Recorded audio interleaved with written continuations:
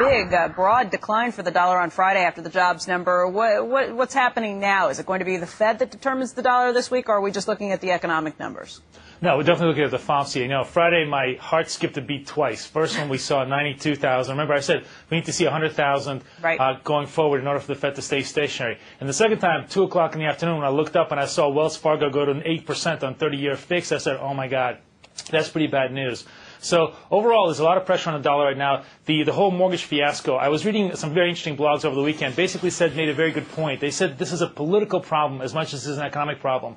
The counterparty to all of this mortgage mess is Grandpa and Grandma Jones. It's not really, you know, the hedge funds. And if you're going to get all this repricing and all of these foreclosures going on forward the next couple of months, that's going to require much more aggressive action on the Fed's part. I mean, that's why, you know, Kramer took a lot of heat for going post on William Poole on Friday, but he was making a very good point that in a post-industrialized economy, you really need to have very proactive central banks in order to make sure that you don't get these kind of very, very severe recessionary throws. Boris, what are you talking about? I mean, you're talking about a sell-off of 6% on the Dow. There are a lot of people who think, no, the Fed should not be jumping in and stepping up to the plate here. The problem is that everybody who's looking forward is seeing a very big problem. You have $50 billion worth of adjustable rate mortgages coming up in September, and then $30 billion going forward for the next, I think, 12 months forward. And if you get a very, very severe case of increasing of foreclosures and a big hit to the consumer sentiment, it's going to be too late. I mean, you know, that's the key thing. You have to kind of anticipate a lot of these problems. But isn't the Fed's job to step in and save people who got into mortgages that they shouldn't have been in the first place, or the hedge funds who are playing off each side of it? That's exactly my point. The point is it doesn't matter whose job it is. It is no longer an economic problem. It's going to become a political problem if it's going to be Grandma and Grandpa Jones on the other side of this. If you're going to get a lot of people getting essentially evicted, you certainly don't want to have a situation of Hooversville again.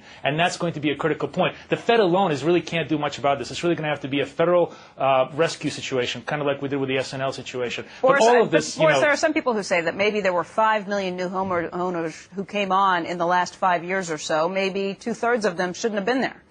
No, I think the numbers are like 7 million and actually 14 million forward, and you know, and the actual nominal value of it is close to $1 trillion, $1.5 trillion and more. So it could be much more substantial. The key thing is you don't want to see a credit seizure. I mean, you do want to. You want to take care of this problem, but in a gentle way, and it's very, very difficult to do. But you know, that's the key. The thing we learned from Alan Greenspan, which everybody may complain about, the fact that he bubbled everybody else's economy for 30 years. He managed basically to control the recessionary throes. We need to be able to make sure to do the same thing going forward. We really don't want to see a very severe credit crunch, because that's, you know, the after effects of that are going to be very negative. Okay, we'll find out if the Fed's listening on Tuesday. But folks, thank you very much. That's today's Trading Block. Sarah Nunnally, Boris Schlossberg.